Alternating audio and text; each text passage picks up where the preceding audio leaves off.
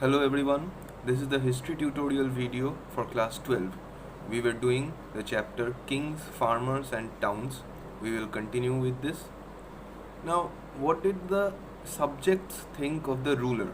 What did the people think of the ruler? This cannot be guessed from the inscriptions which were provided to us from the histories.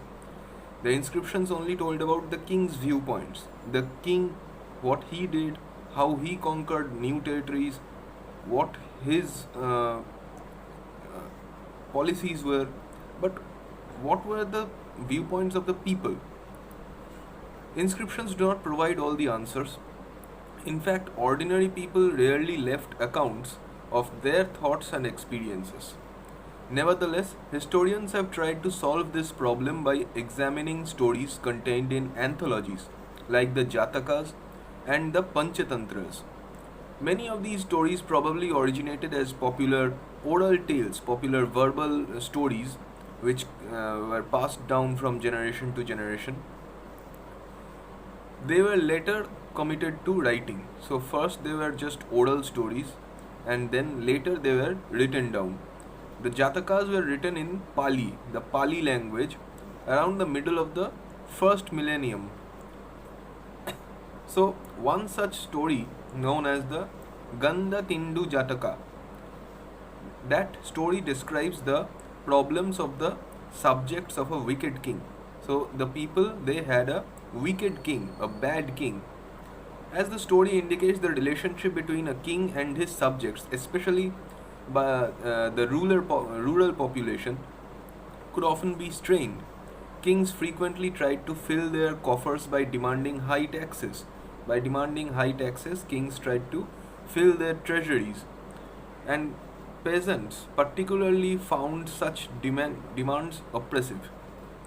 So, peasants, the farmers, they were very much oppressed by these demands. Escaping into the forest remained an option. Meanwhile, other strategies aimed at increasing production to meet growing demand for taxes also came to be adopted. So, farmers also, some of them, to avoid the high taxation, they deserted the village, they ran into the forests, ran away, and some of them they tried to cope with the situation. Some of them tried to increase the production by various methods, using various methods, so as to, if they increase the production, then they will be able to meet the demands of the new taxation system, which is very high. So there were strategies about expanding the level of production. One such strategy was the shift to plough agriculture, which spread in the alluvial river valleys like the Ganga Valley or the Kaveri Valley from the 6th century BC. The iron tipped plowshare was used to turn the alluvial soil in areas which had high rainfall. So, the plow was used as an instrument of farming in areas which had high rainfall and is very fertile. The alluvial soil, the very fertile soil. Moreover, in some parts of the Ganga Valley, production of paddy, it was dramatically increased by the introduction of transplantation, although this meant very hard backbreaking work for the farmers. So the production of paddy was dramatically increased by the use of transplantation. Transplantation is the plant that grew was taken from one place and planted into that alluvial soil on which that grew. So that increased the paddy cultivation, but it was also a very hard work for the farmers. While the iron plowshare led to the growth of agricultural productivity, its use was restricted to only certain parts of the subcontinent, like cultivators in the areas which are like dry or semi-dry, like parts of Punjab and Rajasthan. They did not adopt it until the 20th century. 20th century means very late. We were talking about the 6th century almost BC, and parts of Punjab and Rajasthan adopted the plowshare cultivation as late as 20th century AD, and those living in hilly tracts in the northeastern or the central parts of the subcontinent, they practiced hoe agriculture. which was much better suited to their terrain. So there was no plowshare, because plowshare wouldn't have been so productive in those areas because those were hilly areas.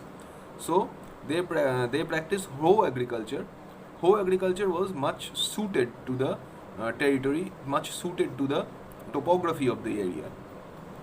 Another strategy adopted to increase agricultural production was the use of irrigation through wells and tanks, and also sometimes canals.